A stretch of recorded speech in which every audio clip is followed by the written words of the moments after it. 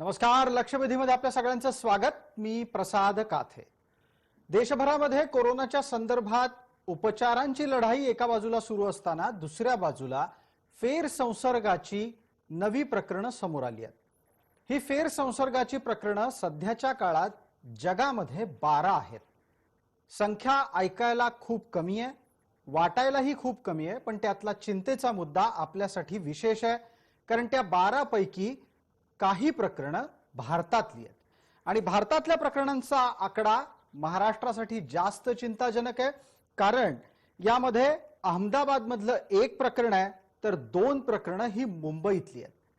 मुंबई हे आधीच देशाच्या साठी कोरोनाची राजधानी असलेलं शहर बनलंय.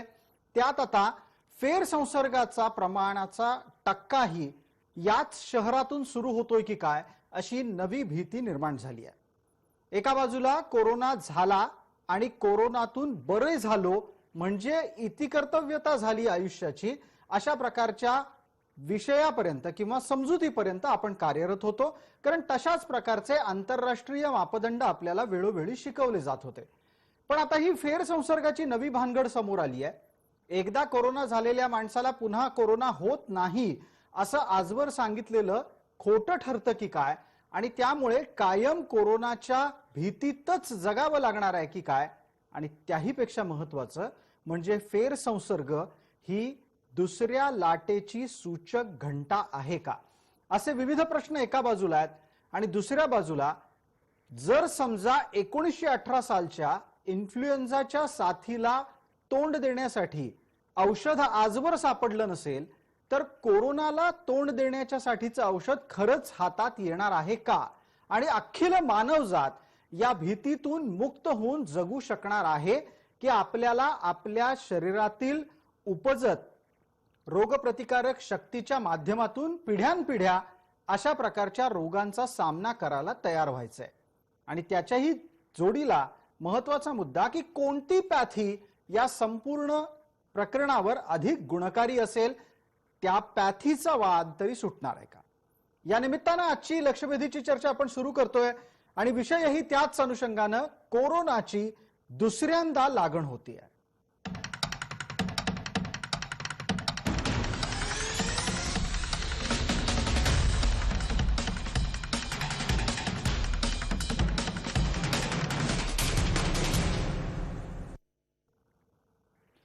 या चर्चेमध्ये आज कसल्याही प्रकारे विषय भरकटू नये किंवा विनाकारण वितंडवाद होऊ नयेत यासाठी आपण चर्चेत राजकीय हस्तक्षेप टाळायचं ठरवलंय आणि वैद्यकीय क्षेत्रातले तज्ञ या चर्चेमध्ये आपण आमंत्रित केलेत. हे तज्ञ कोण आहेत त्यांचा परिचय आपल्याला पटकन करून देतो. आपण चर्चेला त्यानंतर सुरुवात करूयात. माझ्यासोबत मुंबईच्या स्टुडिओमध्ये IMA महाराष्ट्राचे अध्यक्ष डॉक्टर अविनाश भोंडवे आहेत. आपल्यासोबत आरोग्य विश्लेषक डॉक्टर अमोल अन्नदाते आहेत. वैद्य परीक्षित शेवडे आपल्यासोबत जोडले गेलेले आहेत आणि आपल्यासोबत नागपूरहून डॉक्टर समीर चौधरी आहेत. सर्व मान्यवरांचं आपण स्वागत करूयात. थेट आणि पहिला मुद्दा आपण डॉक्टर भोंडवे सरांना विचारतोय. अविनाशजी, हे फेर संसर्गाचं प्रकरण काय आहे? थेट सरळ सोपा प्रश्न.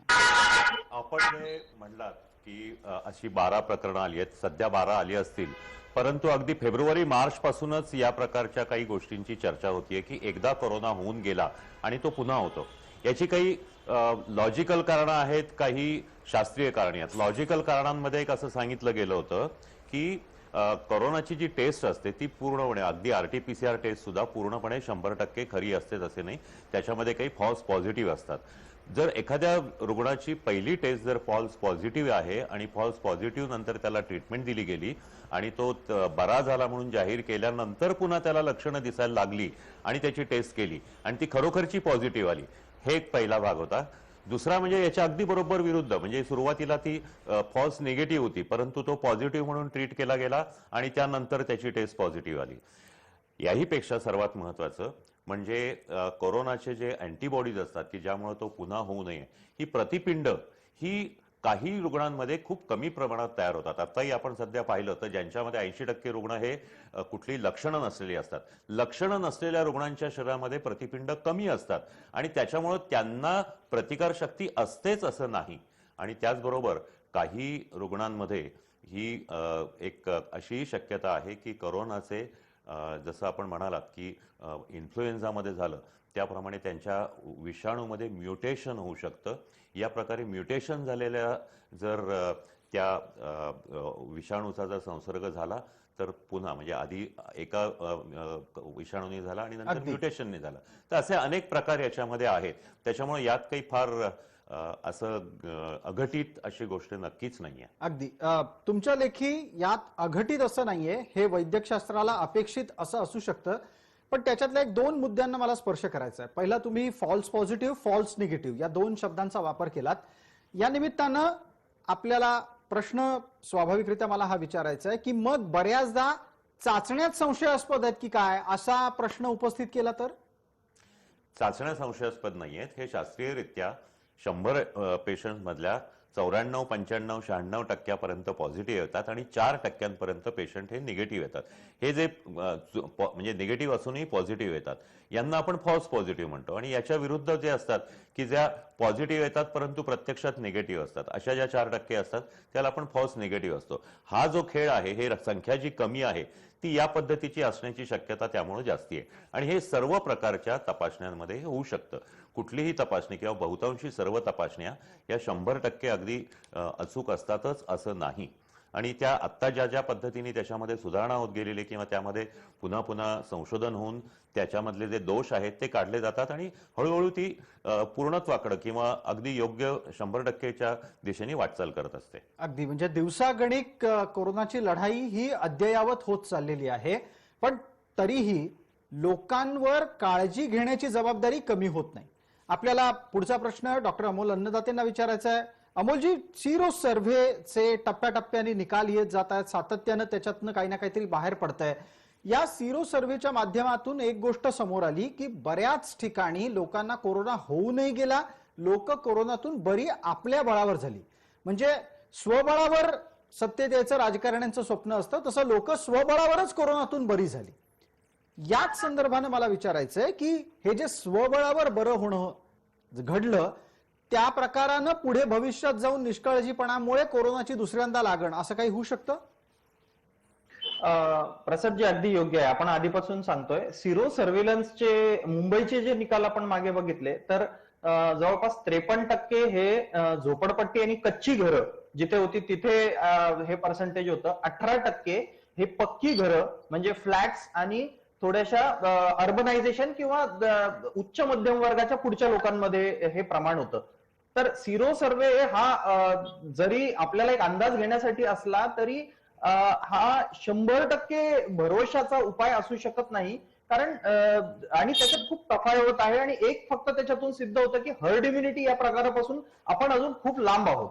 आता तुमचा दुसरा प्रश्न तुम्ही जो विचारला की एक लक्षात घ्या की एकदा कोरोना झाला म्हणजे तुम्ही जे म्हटले की त्या हिंदी चित्रपटामध्ये जसं तो एक गन हातात घेऊन एक गोळी असलेला फिरवतो आणि तो डोक्याला लावतो आणि त्यातनं तो वाचला तर वाचला, असा जो प्रकार आहे, तर आपल्याला एकदा आता मला होऊन गेलं म्हणजे संपला बाबा आता माझा विषय, असं या नव्हे तर कुठल्याच आजाराच्या बाबतीत नसतं. काही कांजणे आणि गोवर असे काही छोटे मोठे आजार जर म्हणजे हे जुने आजार जर सोडले तर इन्फेक्शियस डिसीजेस.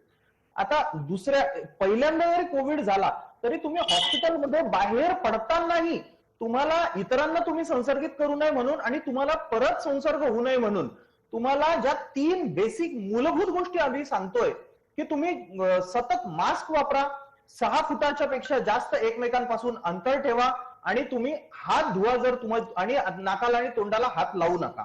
या ज्या 3 गोष्टी आहेत याची कास तुम्ही कोरोना असू द्या किंवा नसू द्या, कोरोना रिइन्फेक्शन झालेला असू द्या, तुम्ही गरीब असा किंवा श्रीमंत असा, काही असा, तुम्हाला हे सोडता येत नाही. हे सांगणं खूप महत्वाचं आहे. कारण अनेक जण मी बघतोय हॉस्पिटलला येतात की अरे तुम्ही मास्क नाहीये, तर ते सांगतात सर कोरोनातून सुटलो मी, आता मला कोरोना, आता मी कशाला मास्क वापरू. याच्यासाठी हे महत्वाचं आहे. आणि कोरोना आणि आणि आणि डॉक्टरांना ते ही जी काही वृत्ती लोकांमध्ये आहे, एका बाजूला बेजबाबदारपणा आहे आणि दुसऱ्या बाजूला ओव्हर स्मार्ट, अशा पद्धतीची 2 माणसं आपल्याला दिसत आहेत. मला कोरोना होऊन गेलाय, मी बरा झालेलो आहे, म्हणजे आता जणू काही अमरत्वाचा पट्टाच आपल्याकडे आलेला आहे, अशा भावनेनं लोक वागतात. दुसरा एक त्याला जोडून मुद्दा सांगतो, बरे झालेले बरेच जण हे बरे झाल्याच्या नंतर नीटशी विश्रांती पण घेत नाहीयेत. डॉक्टर अमोल हो आता हा बरे झालेल्यांसाठी 2-3 महत्वाचे मुद्दे जे मी गेल्या 3-4 महिन्यात अनुभवल्याचे सांगतो, की एक प्रोलॉंग्ड कोविड नावाचा एक प्रकार आहे. तुम्ही तुमच्या मित्रांमध्ये प्रसाद जी ऐकला असेल, की कोविड हा 14 दिवसांचा आजार असला तरी तो फक्त एक त्या वेळेचा फटका असतो मारलेला. त्याचे जे आफ्टर इफेक्ट्स असतात ते किमान 2 ते 3 महिने राहतात. हे इफेक्ट्स फक्त फिजिकल लेवलवर नाही, शारीरिक पातळीवर नाही, माझ्याकडे अनेक डिप्रेशन मध्ये 1.5-2 महिने राहिल्याचं गेल्याचे अनेक किस्से आपले पत्रकार मित्रांमध्ये तुम्ही पण ऐकले असतील. तर 2 ते 3 महिने हे शरीरावर होणारे परिणाम आहेत.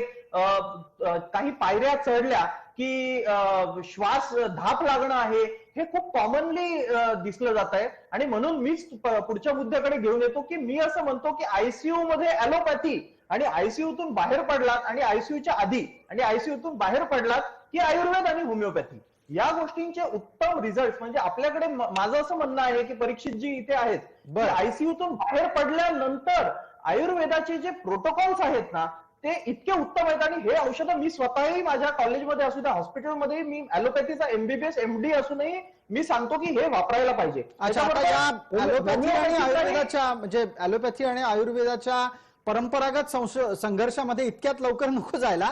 फक्त मी परीक्षित शेवडेंकडे त्या निमित्तानं पुढे जातो आणि एक वेगळा मुद्दा त्यांच्या समोर ठेवतो. आपण पॅथीचा वाद निश्चितच या चर्चेमध्ये घेणार आहोत, पण परीक्षित शेवडे, आपण डोंबिवली सारख्या भागामध्ये रुग्णसेवा करता आहात.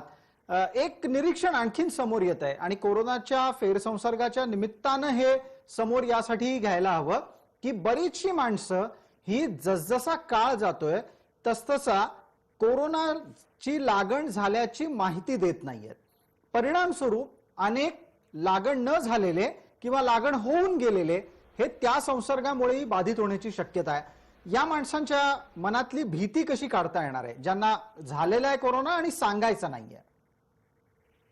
मी एकच आधी सुरुवातीला फक्त जे डॉक्टर अमोल अन्नदात्यांनी एक जे ओपनिंग करून दिलं त्या दृष्टीने फक्त एक आवर्जून सांगू इच्छितो, कारण मला माहिती आहे आमचा चांगला परिचय आणि तो पॅथी कॉन्फ्लिक्टचा विषय नाहीये याची मला पूर्ण कल्पना आहे. मी आवर्जून इथे एक भर घालू इच्छितो माझ्या स्वतःच्या चिकित्सा अनुभवांची, की आयसीयू मध्ये असताना सुद्धा ज्या वेळेला आयुर्वेदिक औषधं दिली जात आहेत त्यावेळेला अनेक वेगवेगळ्या समस्या, पेचप्रसंग जे आपल्या समोर आजच्या घडीला उभे राहत आहेत त्यांना अतिशय प्रभावीपणे आपण तिथेही काम करू शकतोय. आता मी येतो तुमच्या मुद्द्याकडे प्रसादजी, की ज्या वेळेला तुम्ही म्हटलं की ही गोष्ट खरीच आहे की या सगळ्या प्रसंगांमध्ये अनेकदा हिस्ट्री लपवली जाते किंवा आणि हे सगळे पेच हे गेले 6 महिने सगळेच जण फेस करतोय की अगदी कितीही डिटेल केस हिस्ट्री घेण्याचे प्रयत्न केले तरी सुद्धा ट्रॅव्हल हिस्ट्री अनेकदा लपवली जाणं किंवा आधी कोविड होऊन गेला आहे किंवा नाही याच्याबद्दल न बोलणं, आउट ऑफ सोशल स्टिग्मा.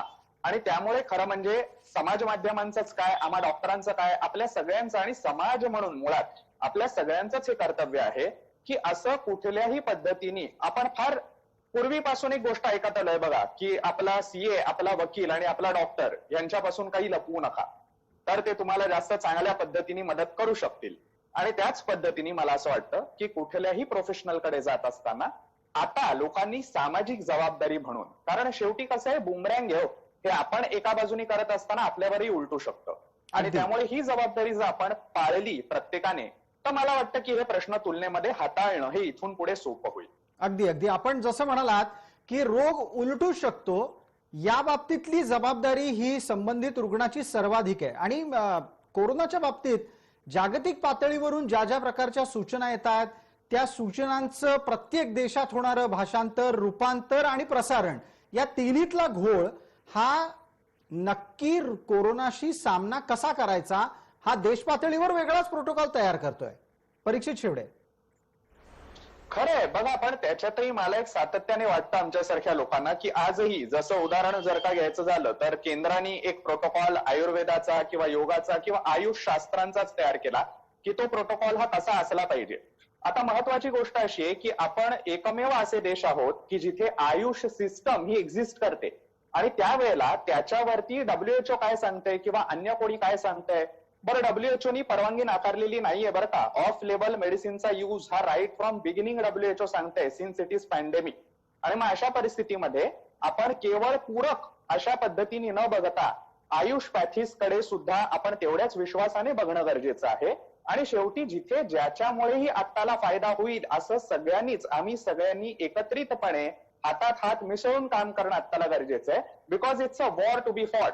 आणि त्या परिस्थितीमध्ये पॅथी कॉन्फ्लिक्ट तर दूरच राहिल्या हो, उलट जास्तीत जास्त सुसंवाद साधून जे प्रोटोकॉल केंद्रात घातले ते आणि राज्यातले, कारण राज्यातला पुन्हा आयुषचा प्रोटोकॉल वेगळा सांगेल, केंद्रातलं वेगळं सांगेल, असं हा विसंवादही नाही चालणार आपल्याला. तो आपल्याला आता परवडणाऱ्यातला नाहीये. त्यामुळे लोकांना ठरवू देत की जसा मी एकच फक्त मुद्दा मांडतो इथे प्रसादजी, की जसा संविधानाने आपल्याला 21व्या कलमा अंतर्गत बेसिक मूलभूत जो हक्क दिलाय की आपल्याला आपली आरोग्य शाखा निवडता येते रुग्णाला, तो आत्तालाही आहे याची जाणीव रुग्णांना करून देणं आणि त्यांनी त्यांच्या पद्धतीने ती निवडणं हा त्यांच्या अभिव्यक्ती स्वातंत्र्याचा प्रश्न. ठीक आहे, अगदी.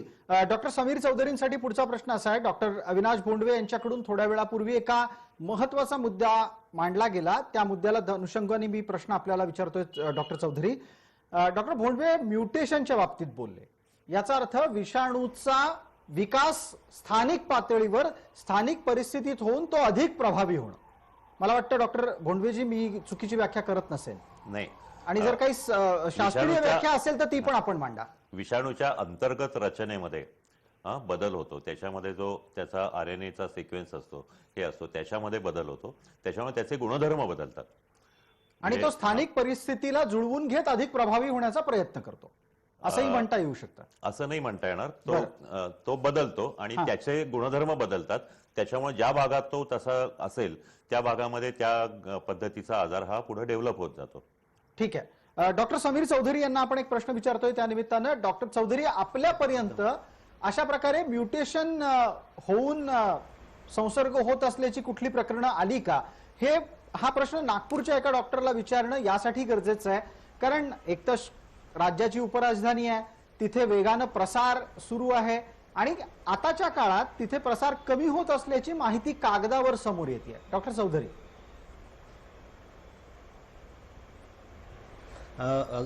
मी डॉक्टर भोंडवेंशी अगदी सहमत आहे. हॅलो जी, आपण बोलत राहा, आपलं म्हणणं पूर्ण ऐकायला. सुरुवातीला काय झालं होतं की आपण जेव्हा सुरुवातीला आपण ऐकलं, पेपरमध्ये ऐकलं होतं, बातम्यांमध्ये ऐकलं होतं की हे जे त्यांचं म्युटेशन होत आहे ते खूप फास्ट होत आहे आणि आपण ऐकलं असेल की 30 प्रकारे ते व्हायरस जे आहे त्यांचे आपलं 30 प्रकारे रूप बदललं आहे. आणि नंतर हे सगळे बातम्या जे आहेत ते टोटली स्टॉप झाल्या, म्हणजे त्याचं पुढे फॉलोअप काही झालं नाही. पण हे मात्र खरं आहे, ही गोष्ट खरी आहे की म्युटेशन होतं आणि म्युटेशन आपल्या चांगल्यासाठी पण होतं आणि वाईट परिणाम पण दिसून येतात. चांगल्यासाठी याचं हे होतं की आपलं जे व्हिरुलन्स आहे, म्हणजे त्याची इन्फेक्टिव्हिटी जी आहे व्हायरसची, ती कमी पण होऊ शकतं. म्हणजे व्हायरस राहील शरीरामध्ये पण त्याचं इफेक्ट एवढं दिसणार नाही आणि एवढं जास्ती व्हिरुलंट राहणार नाही ते. तसं एक उदाहरण द्यायचं म्हणजे आपण मागे काही वर्ष पहिले H1N1ची लागवड झाली होती, स्वाईन फ्लूची, आणि त्याच्यामध्ये असं आढळलं की कालांतराने त्याचं म्युटेशन होत गेलं आणि नंतर मग आपल्याला असं लक्षात आलं की काही दिवसांनी, काही म्हणजे नेक्स्ट इयरमध्ये त्याचं व्हिरुलन्स एकदम कमी झालं. आणि हेच कारण आहे की इफेक्टिव्हली आपण याच्यावर वॅक्सिन नाही तयार करू शकत. म्हणजे एक पर्टिक्युलर स्ट्रेनसाठी आपण वॅक्सिन जर तयार केला तर मे बी नेक्स्ट इयर ते वॅक्सिन आपल्याला कामात नाही पडणार. म्हणून वॅक्सिन बनण्यात एवढं अपयश येऊन राहिलं किंवा अजूनपर्यंत कुठलीही कंट्री सक्सेसफुली वॅक्सिन बनवू शकली नाही. डॉक्टर चौधरी, या निमित्तानं मग एक पुढचा प्रश्न आपल्याला असा की नागपूर मधला तुमचा अनुभव काय आहे? रुग्णांना सेवा देत असताना तिथे जे रुग्ण तुमच्या समोर आले त्या रुग्णांची कोणती लक्षणं तुम्हाला दिसली आणि फेरसंसर्गाचा साधारण अंदाज तुम्हाला नागपूर परिसरात कधी आला? मी वारंवार नागपूरचा उल्लेख यासाठी करतो कारण त्या निमित्तानं वेगळा भौगोलिक प्रदेश काय माहिती देतोय ते आपण प्रेक्षकांपर्यंत पोहोचवू शकू.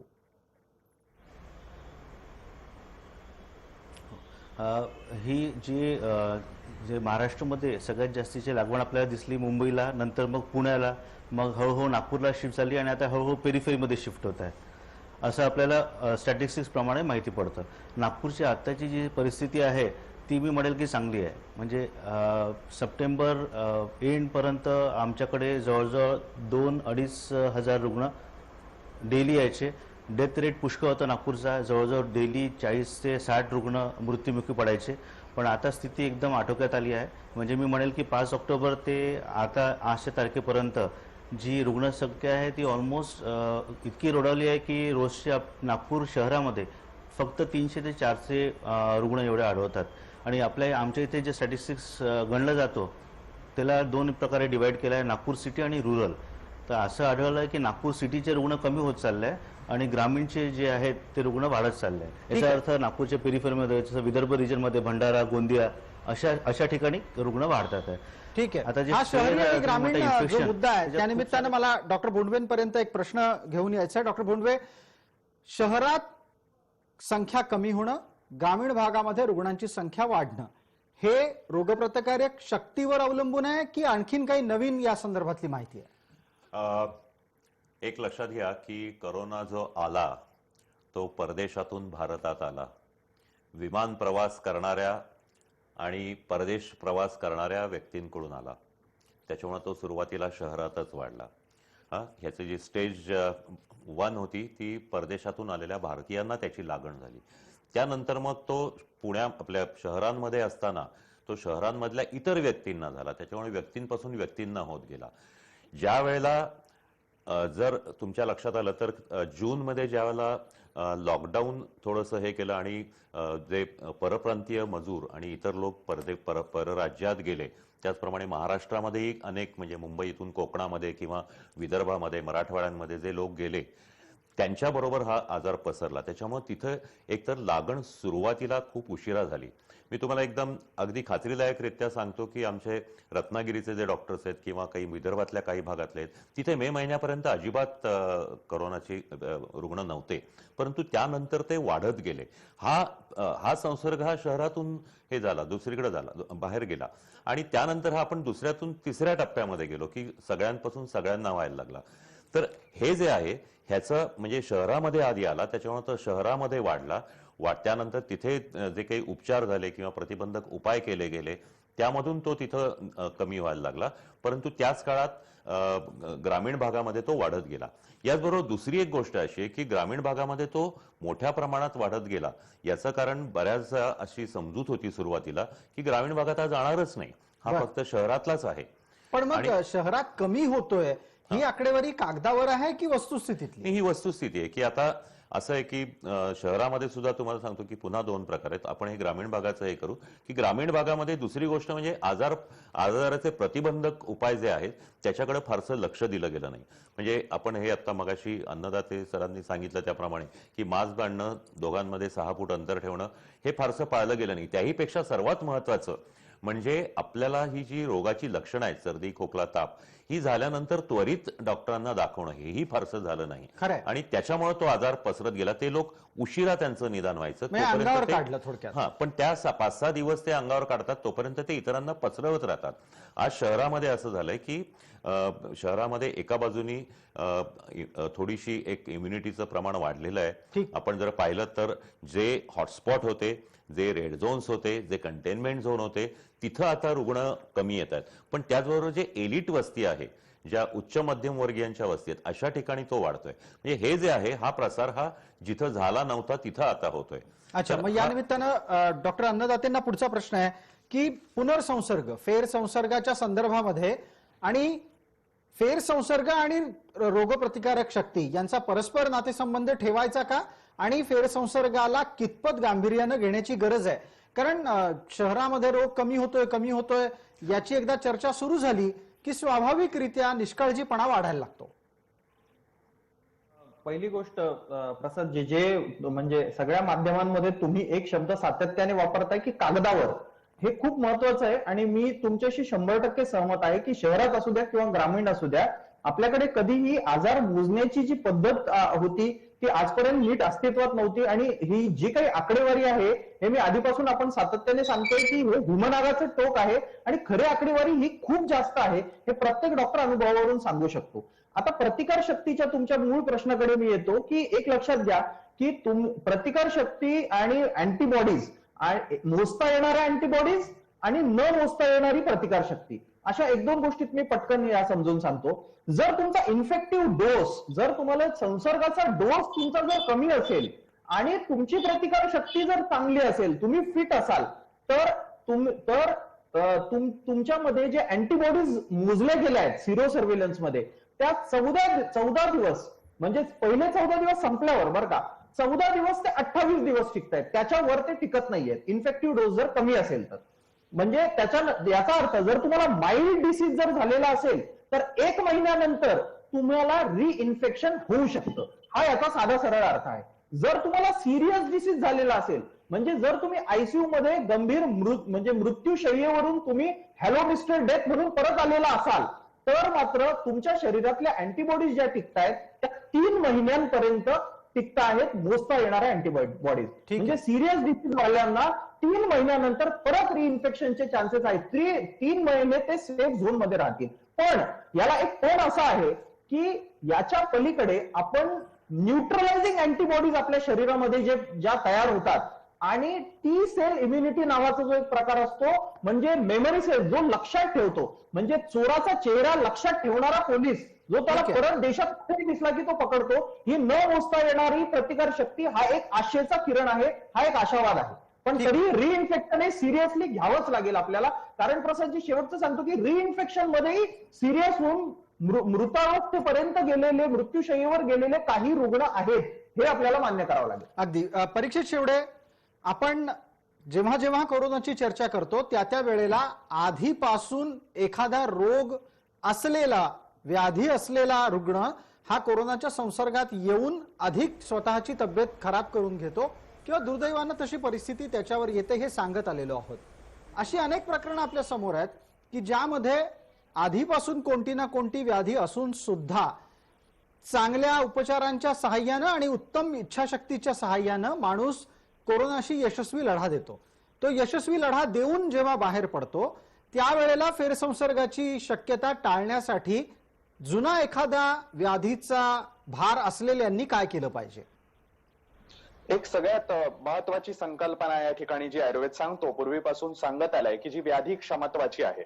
आणि म्हणून जो तुम्ही मुद्दा मांडलात की खरं म्हणजे कोमॉर्बिड असलेले जे लोक आहेत त्यांनी विशेष करून जास्त काळजी आधीपासूनच घेणं. उदाहरणार्थ मुळात आपला जोही कुठला डिसीज हा आधीपासूनचा आहे, नोन कंडिशन जी आहे, हेल्थ कंडिशन, ती आपण जीही औषध आधीपासून घेताय ती नियमितपणे घेऊन आटोक्यामध्ये ठेवणं ही एक पहिली पायरी त्याच्या दृष्टीने आहे. याच्याच बरोबरीने आयुर्वेदाचा एक अतिशय महत्वाचा असलेला अंग ज्याला आम्ही अपुनर्भव किंवा रसायन चिकित्सा असं म्हणतो, की मगाशीच जसं डॉक्टर अमोल अन्नदाते म्हणाले की पुढे जवळपास 1 ते 2 महिने कित्येक याचा प्रोलॉंग कोविड जो इम्पॅक्ट आपण सध्याला वेगवेगळ्या जर्नल्स मधूनही स्टडी केला जातोय, पेपर्स येत आहेत आणि वेगवेगळ्या ऑर्गन्सचे त्याच्यामध्ये इन्व्हॉल्वमेंट आहे हे समोर येत आहे. या सगळ्या परिस्थितीमध्ये थोडक्यात अगदी सामान्य भाषेत सांगायचं झालं तर अवयवांची झालेली झीज, आणि ही मी केवळ शारीरिक म्हणत नाहीये, मानसिक पातळीवर देखील, कारण कित्येक रुग्णांमध्ये मानसिक लक्षणं खूप मोठ्या प्रमाणामध्ये याच्यानंतर दिसून येत आहेत. आपण त्याच्याही बाबतीमध्ये चर्चा करणं आणि तिथे जिथे गरज काउन्सिलिंगची आहे तिथे काउन्सिलिंगच्या दृष्टीने ते बघणं, किंवा जिथे आयुर्वेदातल्या सत्वावजय चिकित्सेसारख्या चिकित्सेची गरज आहे त्या पद्धतीने ते हाताळणं, आणि ज्या पद्धतीची औषधं, ज्या चिकित्सेची औषधं त्याच्यानुसार घेत असतो. मात्र हा एक प्रामुख्याने विचार तिथे करणं आपल्याला इन्फेक्शन होऊन गेल्यानंतर किंवा सो कॉल्ड आपण इन्फेक्शन मधून बरे झालेलो आहे अशा फेज मध्ये ज्या वेळेला आहे, मी सो कॉल्ड याकरता म्हणतोय कारण सिस्टमिक इन्व्हॉल्वमेंट ही कुठे ना कुठेतरी चालू राहिलेली आहे किंवा काही त्याचे इम्पॅक्ट हे पुढे देखील आहेत. ठीक आहे. त्या ठिकाणी रसायन चिकित्सेची जोड ही अतिशय महत्वाचा असलेला मुद्दा असतो. बर, एक छोटी जाहिरातीची विश्रांती पटकन घेतोय, लवकरच परत येऊ या लक्षवेधीच्या पुढच्या चर्चेमध्ये. आणि त्यावेळेला आपल्याला चर्चा एका वेगळ्या मुद्द्याची पण करायची आहे की ज्या एका हाताला फेरसंसर्गाची भीती आहे आणि दुसऱ्या बाजूला टाळेबंदीचा खेळखंडोबा आहे आणि तिसऱ्या टप्प्यामध्ये लशीची वाट पाहण्याचे कालावधी किंवा त्याचा दिवस वाढत चाललेला आहे. लक्षवेधीच्या पुढच्या भागामध्ये त्याच संदर्भातली चर्चा.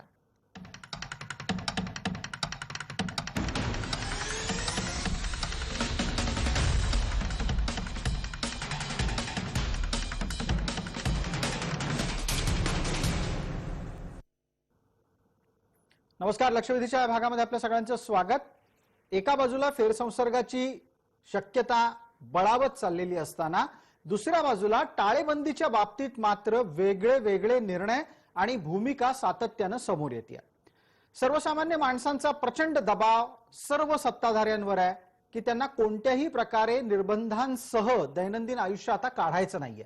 पण असं असताना सुद्धा माणसाचं जीवरक्षण करण्याची सत्ताधाऱ्यांची जबाबदारी लक्षात घेऊनही सत्ताधारी मात्र प्रत्यक्षात आत्ताच्या घडीला निर्बंधमुक्त आयुष्याच्या दबावापोटी विविध प्रकारचे निर्णय घेताना दिसत आहेत. ताज्या घडामोडींमध्ये महिलांसाठी मुंबईतला उपनगरीय रेल्वे सेवेचा प्रवास हा विशिष्ट कालावधीत मुक्त करून टाकण्यात आलाय. ही अत्यंत एक ताजी घडामोड आहे आणि या निमित्तानं संपूर्णपणे टाळेबंदी रद्द करण्याच्या दृष्टीनं टाकलेल्या अनेक पावलांमधलं एक अत्यंत महत्वपूर्ण पाऊल आहे. कारण मुंबईत उपनगरीय रेल्वे सेवेत महिलांना आता कोणत्याही प्रकारच्या पासेस शिवाय पाऊल टाकता येईल, प्रवास करता येईल. डॉक्टर अविनाश भोंडवे या मुद्द्यावर पूर्वीपासून बोलतायत, त्यामुळे डॉक्टर भोंडवेंना माझा थेट आणि पहिला प्रश्न आहे. डॉक्टर भोंडवेजी, टाळेबंदीच्या निमित्तानं जे जे नियम लादले गेले, घातले गेले, त्याच्या विरोधात जनमानस उभं राहिलं आणि हाच दबाव आता टाळेबंदी लवकरात लवकर कशी नष्ट करता येईल यासाठी काम करतोय का? सरकार त्याला बळी पडतायत का? टाळेबंदी करणं किंवा लॉकडाऊन करणं ही ह्या साथीच्या नियंत्रणातला एक शास्त्रीय भाग आहे आणि त्याचप्रमाणे ती कधी उठवायची, कशा प्रमाणात उठवायची ही सुद्धा शास्त्रीय पद्धतीनेच त्याचं नियोजन करणं आवश्यक होतं.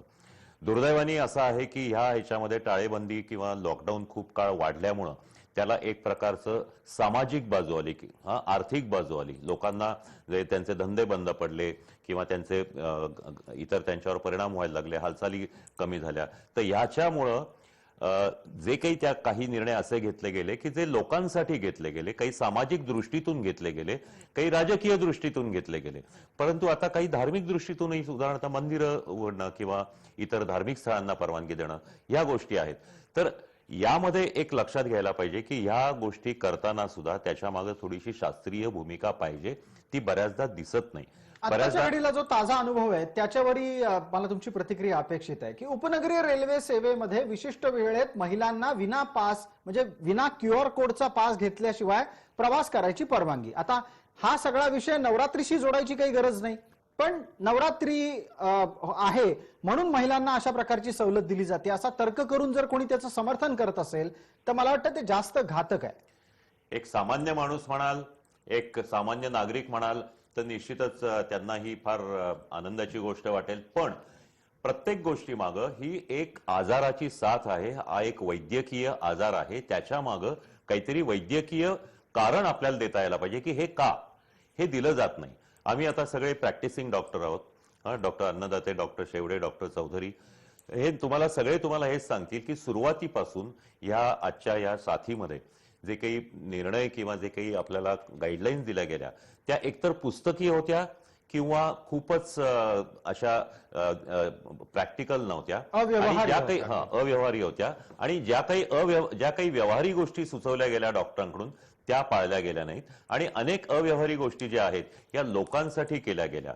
याच्यामध्ये अनेक अगदी परप्रांतीय मजदूरांना परवानगी देण्यापासून ते सर्व हॉटेल्स चालू करणं, मद्यपानाला परवानगी देणं, ह्या सगळ्या गोष्टी ज्या आहेत या प्रत्येकामागं काही फक्त शास्त्रीय कारणच नव्हतं असं होतं. बऱ्याचदा त्यातल्या भूमिका या राजकीयच दिसत होत्या. त्याच्यामुळं हा जो निर्णय आहे याला कुठलंही शास्त्रीय कारण आहे असं मला वाटत नाही. जर आपण विचार केला तर मला तरी काही ह्याच्या मागे काही कुठलंही शास्त्रीय कारण दिसत नाहीये. हा एक लोकांच्या समाधानासाठी घेतलेला निर्णय आहे.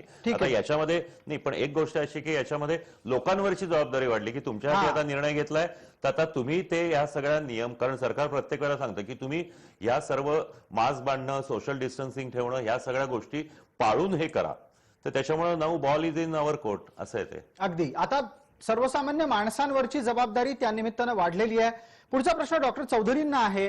डॉक्टर चौधरी, मुंबईमधल्या उपनगरीय सेवेच्या विविध प्रकारच्या उपयोगाच्या निमित्तानं ज्या ज्या गोष्टी घडतायत त्या आपल्या समोर आहेत.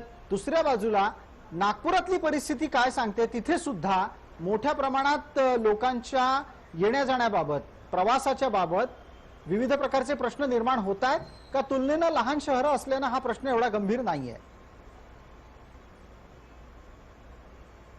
नाही, नागपुरातनं ऑलमोस्ट सगळ्या सर्व्हिसेस आता सुरू झाल्या आहे एक्सेप्ट फॉर स्कूल्स आणि कॉलेजेस. हे सोडून बाकी हॉटेल्स सुरू झालं आहे 5 तारखेपासून. बस सर्व्हिसेस सुरू झाली आहे.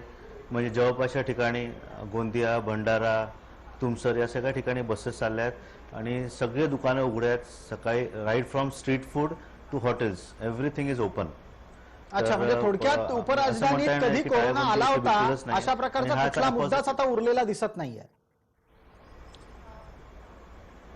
आता असं वाटत नाही. म्हणजे ज्या प्रकारे लोक सप्टेंबर एंडमध्ये एवढे घाबरत होते आणि एवढे रुग्ण वाढत होते, आता असं वाटतं की आता लोक असे बिहेव करतात की कोरोना इथनं नेहमीसाठी चालला गेलाय. अगदी अगदी अगदी. आणि हे नागपूरकरांच्याकडून एकदा चालला गेला असा उल्लेख झाला म्हणजे ते किती निर्धास्त असतात याचं काही वेगळं आपल्याला उदाहरण द्यायला नको. डोंबिवलीकरांना एकदा विचारून घेऊ. परीक्षित शेवडे, डोंबिवलीकरांची परिस्थिती काय? कारण डोंबिवलीकर जे काल परवापर्यंत शिळफाट्याच्या नावानं ओरडत असतात, तिथल्या ट्रॅफिकच्या नावानं बोटं मोडत असतात, आता त्यांना म्हणजे किमान महिला डोंबिवलीकरांना तरी लोकलनी ये जा करायची परवानगी मिळणार आहे. नशीब आहे ना, नाही तर आम्ही डोंबिवलीकर 6,500 कोटींचे गाजराचे हलवे खातोय फक्त.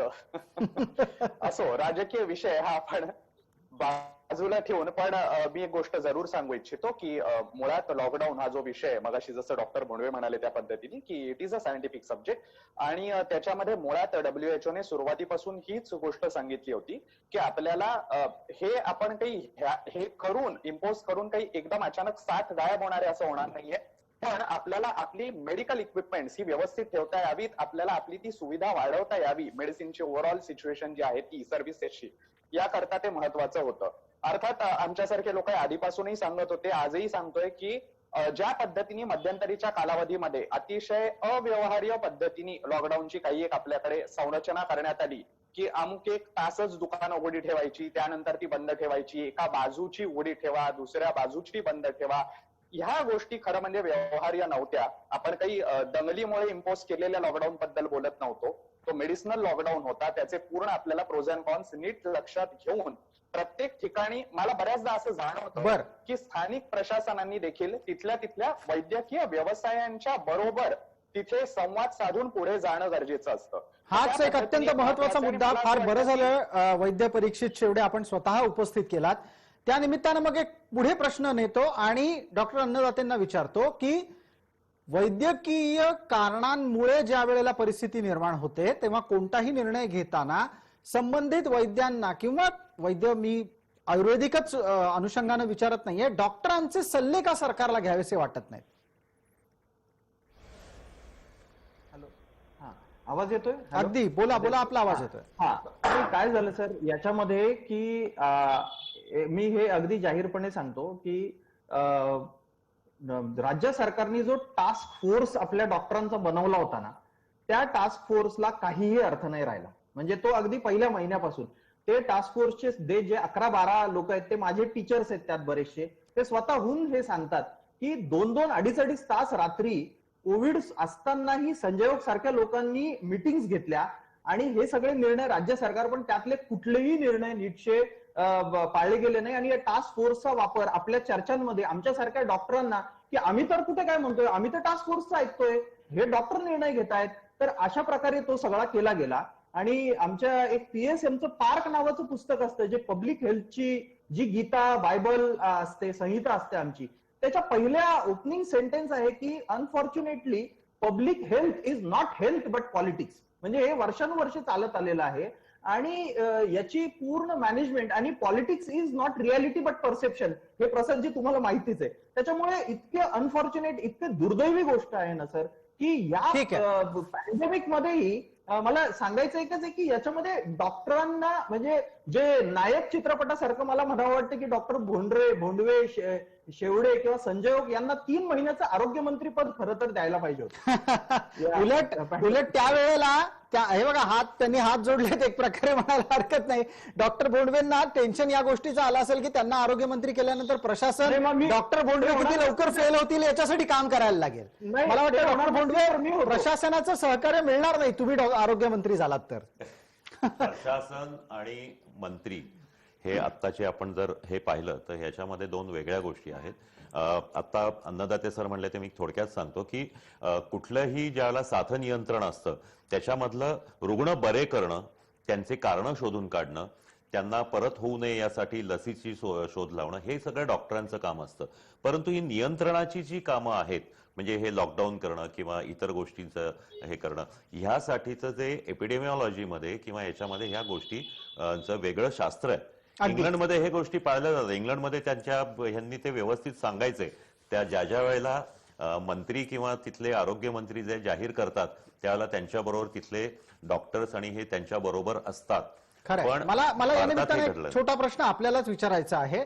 आणि आपण जेव्हा फेर संसर्गाची चिंता आणि त्या अनुषंगिक चर्चा करतोय तेव्हा मला आता डॉक्टरकीच्या संदर्भातल्या सगळ्यात मोठ्या संघटनेचे प्रमुख या नात्यानं तुम्हाला थेट प्रश्न भविष्यकालीन पद्धतीतला विचारायचा आहे. प्रश्न माझा असा आहे की टाळेबंदी लावताना तुम्हाला काही विचारलं गेलं असं मला वाटत नाही, काढताना तुम्हाला विचारत नाहीये, शिथिल करताना तर अजिबातच विचारलं जात नाहीये. या सगळ्या घटनांच्यामुळे उद्या जर समजा फेरसंसर्गाची काही अनिष्ट परिणामांना आपण सामोरे जायला लागलो आणि वाईट प्रकारची लक्षणं समोर आली, सरकारनं तेव्हा जर डॉक्टरांना जबाबदार धरलं तर तुम्ही काय उत्तर देणार? कारण राजकारणी असं करू शकतात. आज जे म्हणतायत राजकारणी की आम्ही काही करताना डॉक्टरांना विचारतो, उद्या फेरसंसर्गानं ज्या वेळेला लोकांना त्रास व्हायला लागेल तेव्हा ते म्हणू शकतील आम्ही जे काही केलं ते डॉक्टरांना विचारून केलं होतं. प्रश्न असा आहे, तुम्ही म्हणताय ते अगदी बरोबर आहे. असं होऊ शकतं, भारत देशामध्ये काहीही होऊ शकतं राजकारणामध्ये. पण आज भारतातल्या सर्व डॉक्टरांनी, सर्व पॅथीच्या डॉक्टरांनी जे काही काम केलं ते लोकांसमोर आहे. आणि त्याच्यामध्ये आज महाराष्ट्रामध्ये जवळजवळ 61 खासगी डॉक्टरांचे प्राण गेलेले आहेत. आणि हे सर्व अनेक लोकांनी आपले ह्याच्यामध्ये आज भारतभरामध्ये जवळजवळ 573 डॉक्टरांनी प्राण गमावलेले आहेत. जगभरात साधारणतः 7,000 डॉक्टरांनी प्राण गमावले. तर हे असं यामध्ये लोकांच्या समोर आहे ते काम. त्याच्यामुळे असं जरी राजकारणी किंवा असं कोणी जर म्हणू इच्छित असेल तर ते घडणार नाही.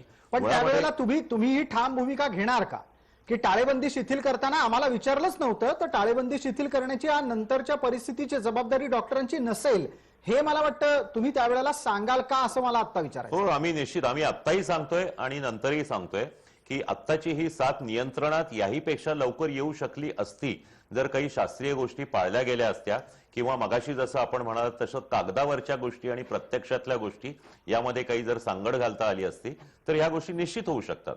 जर काही आता म्हणजे अगदी कॉन्टॅक्ट ट्रेसिंग म्हणा किंवा टेस्टिंग वाढवणं म्हणा, या सगळ्या गोष्टींचा जर शास्त्रीय पद्धतीने जर वापर झाला असता तर याहीपेक्षा साथ लवकर नियंत्रणात आली असती, हे आपण सांगतोच आहे. अगदी, म्हणजे जे जीव आपण गमावले त्यापेक्षा निश्चित कमी मृत्यू झाले असते. जी जवळची माणसं गेली त्याचं दुःख अनेकांना झालं नसतं. आता शेवटच्या टप्प्यामध्ये आपल्याला चर्चा करायची आहे ती मानसिक बळ देण्याची आणि लशीच्या संदर्भातली. डॉक्टर चौधरींनी थोड्या वेळापूर्वी एक महत्वाचा मुद्दा मांडला, तो असा आहे की विषाणू म्युटेट होतोय, तो आपली संरचना बदलतो आहे. आपली संरचना बदलत असलेल्या या विषाणूच्या साठीची अचूक लस शोधून काढणं सध्या अवघड झालंय. डॉक्टर चौधरी, या स्थितीमध्ये एका बाजूला लस सापडायला वेळ लागतोय, दुसऱ्या बाजूला फेरसंसर्गाची भीती समोर येऊन उभी टाकली आहे. माणसानं करायचं काय?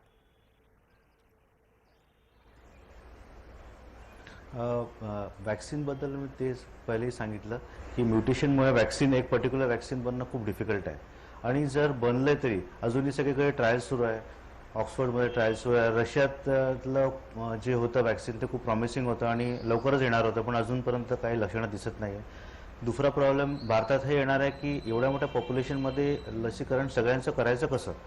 तर याच्यात आपल्याला मग सिलेक्टिव्हली काही लोकांचं करावं लागेल. लाईक फ्रंटलाईन वर्कर्स, डॉक्टर्स आहेत, पोलीस पर्सनल्स आहे, या लोकांनाच पकडून त्यांना पहिले लसीकरण करणार. पूर्ण पॉप्युलेशनला लसीकरण करणं खूप डिफिकल्ट आहे. आणि म्युटेट होत राहिले तर नेक्स्ट इयर काय करायचं? तर सध्याच्या स्थितीत तरी आपल्याला जे SMS आहे म्हणजे सॅनिटायझेशन, मास्क वापरणे आणि सोशल डिस्टन्सिंग हे पाहणं गरजेचं आहे.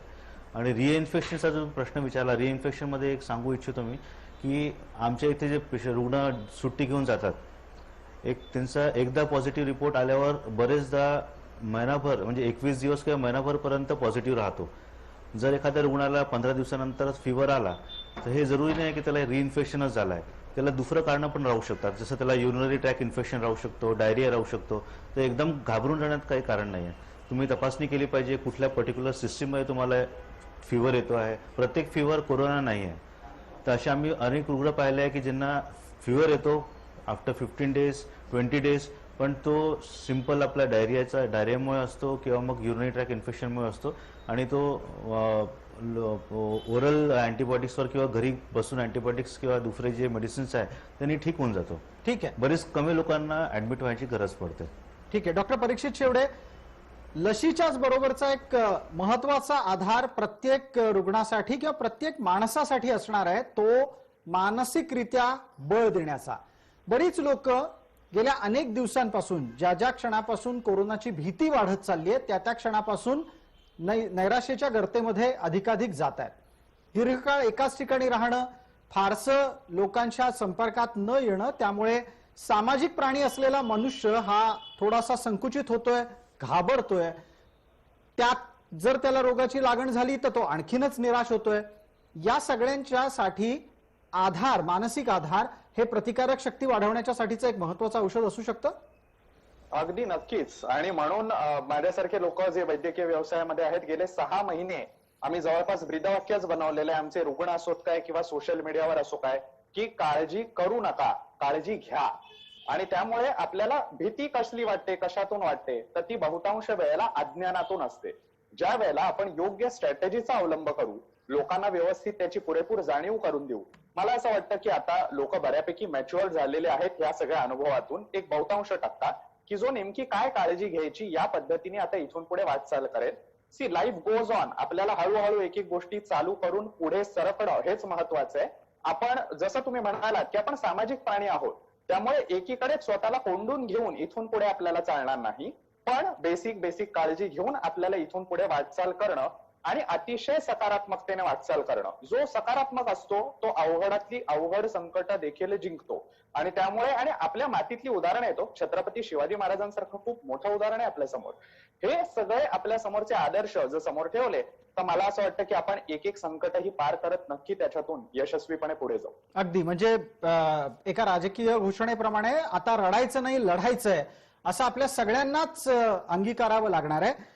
डॉक्टर अमोल अन्नदाते एक दुसरा मुद्दा उपस्थित करतो आणि तो असा आहे की एका बाजूला रोगप्रतिकारक शक्ती वाढवण्याची गरज, दुसऱ्या बाजूला मानसिक आधार देण्याची गरज आणि तिसऱ्या बाजूला ह्या टाळेबंदी शिथिल करण्याच्या संदर्भातली एक सुसूत्रता अपेक्षित आहे. पण तरीही मुख्य गोष्ट काय होतीये ज्याची चर्चा व्हायला हवी आणि ती खरं तर डॉक्टर म्हणून तुम्हीच काही लोकांचे कान उपटायला हवेत, ते आहे निष्काळजीपणाचं वर्तन. याच्यावर आता काय करायचंय लोकांचं?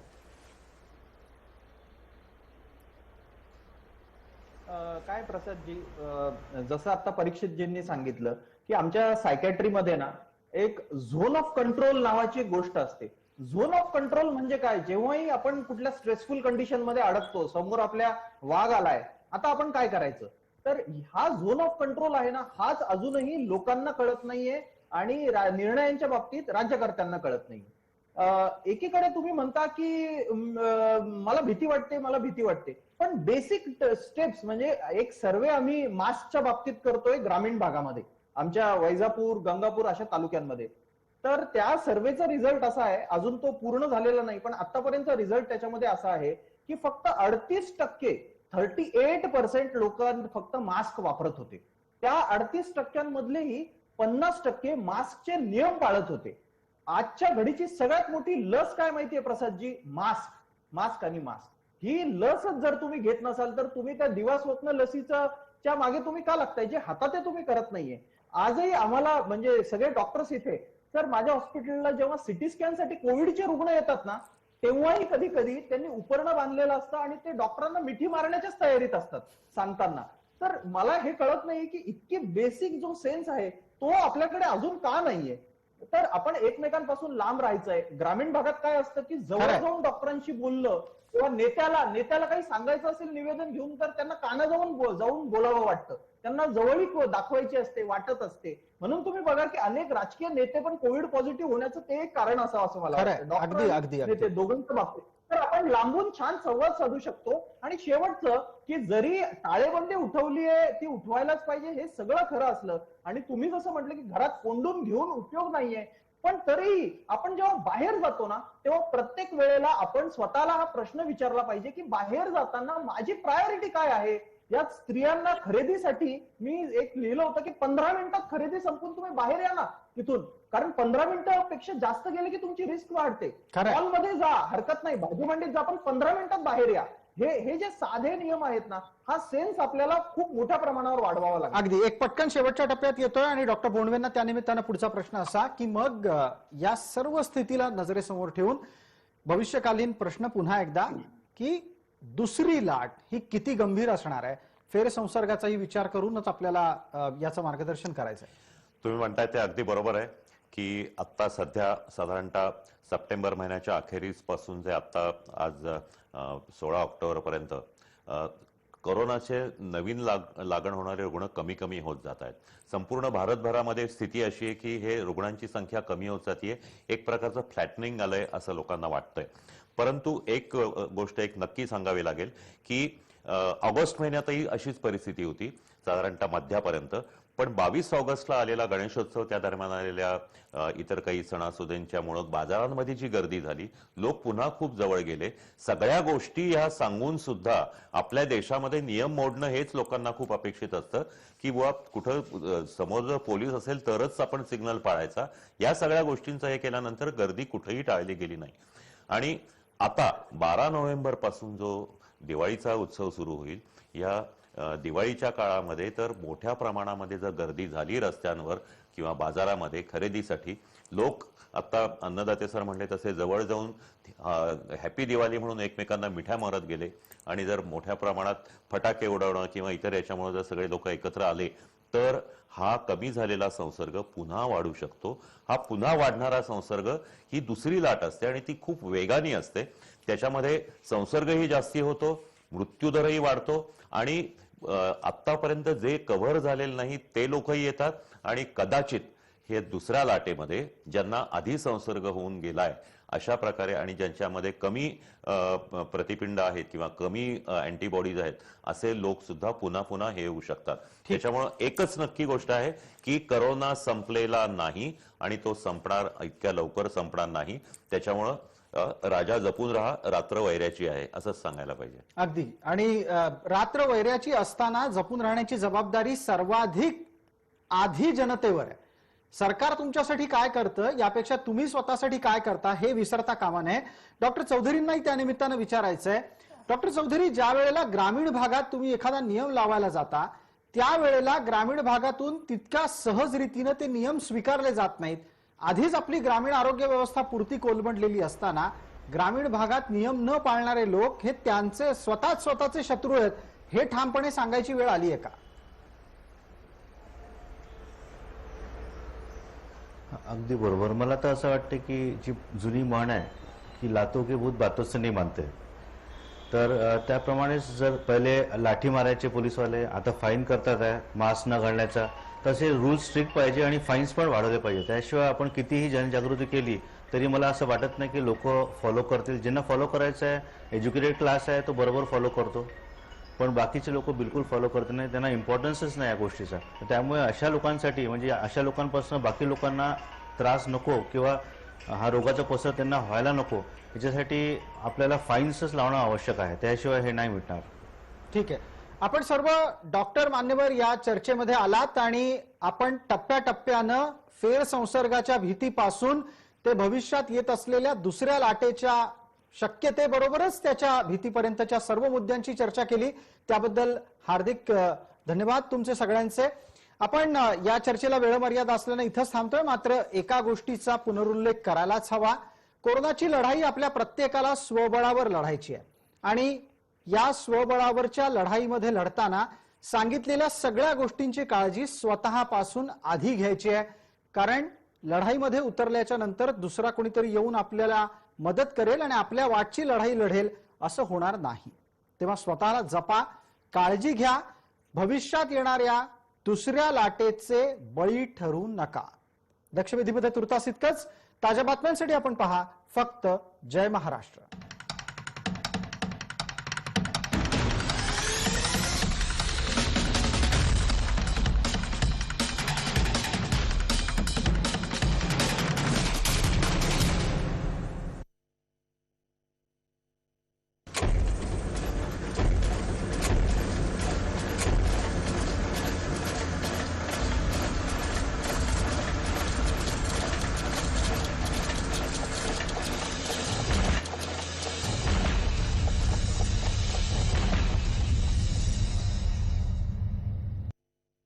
आहे